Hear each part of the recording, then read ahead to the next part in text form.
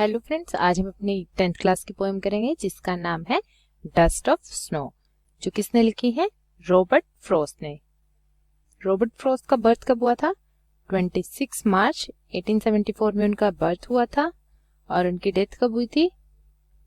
29 जनवरी 1963 में उनकी डेथ हुई थी। तो अब हम अपने पोएम का टाइटल देखेंगे, dust of snow. Dust of snow से हम क्या समझ रहे हैं कि जो यहाँ पे डस्ट है ये किसके लिए यूज किया गया है? Particles of snow. जो स्नो के पार्टिकल्स हैं उसके लिए यहाँ पे यूज किया गया है। और ये पोएम, जो पूरी पोएम है, ये क्या एक्सप्लेन कर रही है? The little things in life can make huge change in our future. जो छोटी सी चीज, कोई छोटा सा इंसिडेंट या फिर कोई भी छोटी सी चीज हमारी फ्यूचर में चेंज ला सकती है। ऐसा ही इस पोएम में कुछ होता है कि पोइट के साथ एक छोटा सा इंसिडेंट होता है और उस इंसिडेंट की वजह से पोइट का मूड बिल्कुल चेंज हो जाता है। और जो सेंट्रल आइडिया है इस पोएम का, ये ही सेंट्रल आइडिया है। क्या सेंट्रल आइडिया है? The little things in life can make huge change in our future. ये इस पोएम की थीम है, ये इसका एक सेंट्रल आइडिया है। ओके, तो चलिए देखते हैं हमारी पोएम में क्या है। हमारे पोएम का फर्स्ट स्टैंजा, हमारी इस पोएम में 2 स्टैंजा है और हमारी पोएम एक लिरिकल पोएम है। देखिए क्या लिखा हुआ है। सबसे पहले हमें टाइटल पता है हमारी पोएम का क्या है, डस्ट ऑफ स्नो।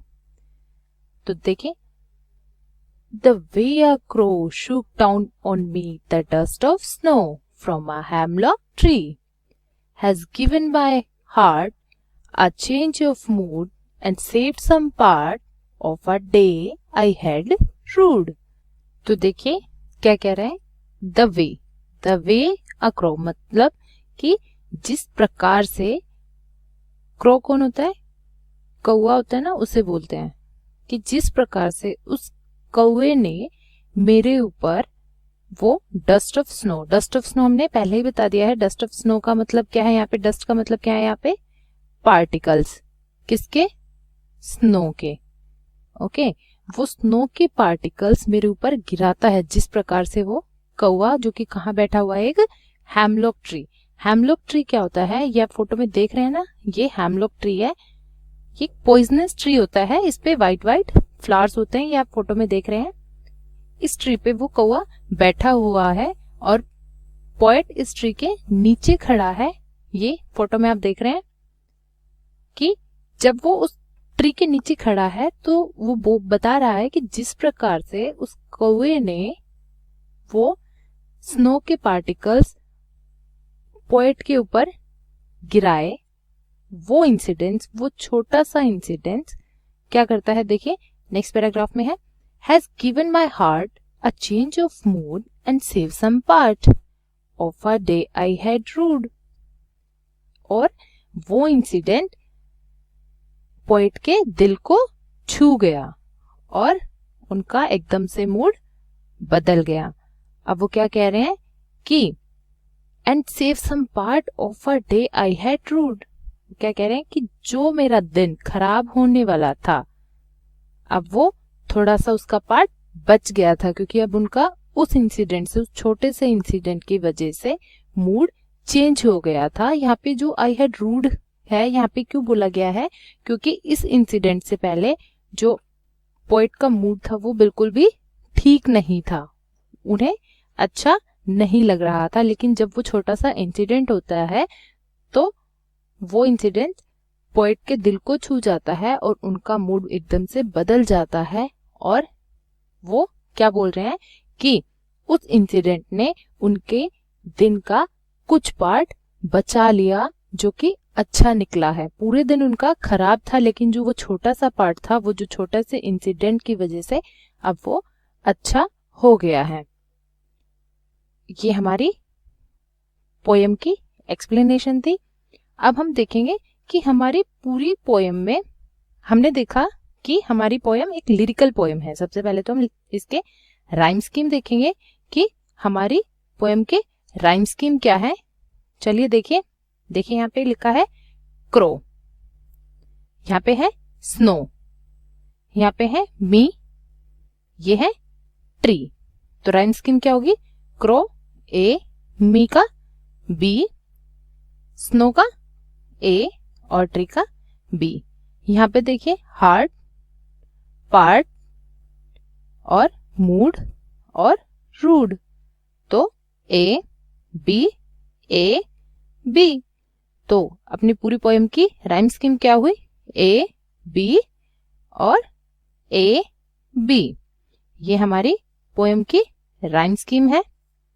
ओके, हमने अभी तक अपने एक्सप्लेनेशन देखी, अपने पोएम की राइम स्कीम देखी। अब हम अपने पोएम के लिटरेरी डिवाइसेस देखेंगे कि पोएट ने इसमें क्या क्या यूज किया है, वो देखेंगे।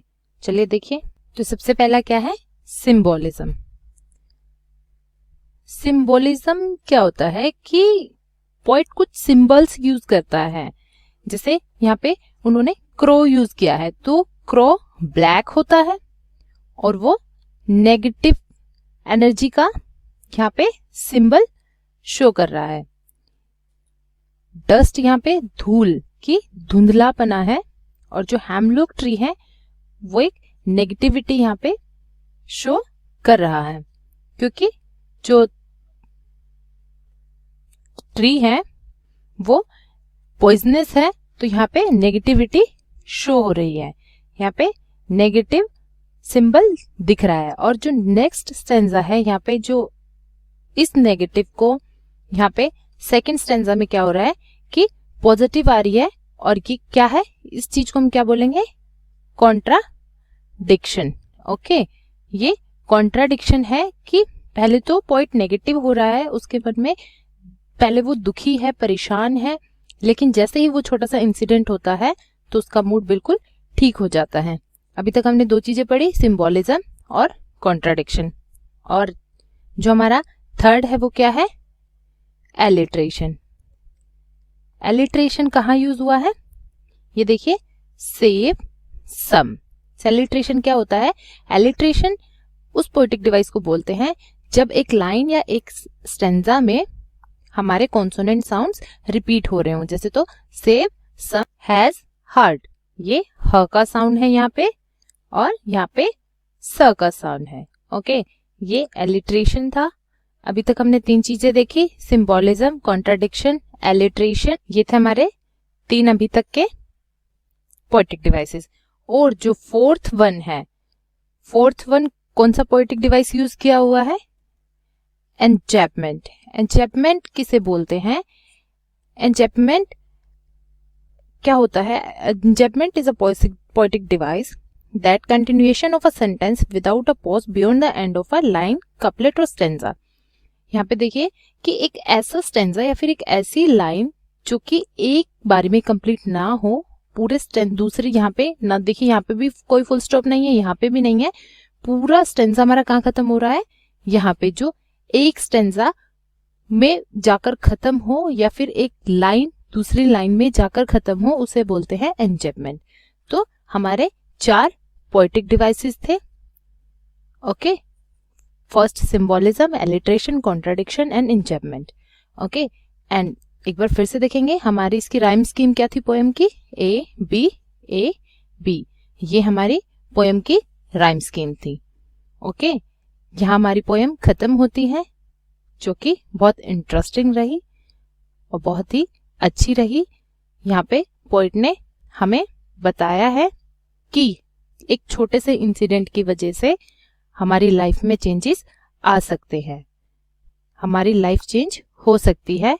और ऐसे ही पोएम में पोएट की लाइफ में वो छोटा सा इंसिडेंट की वजह से चेंज हुआ था उनका मूड। ओके, चलिए, थैंक यू सो मच।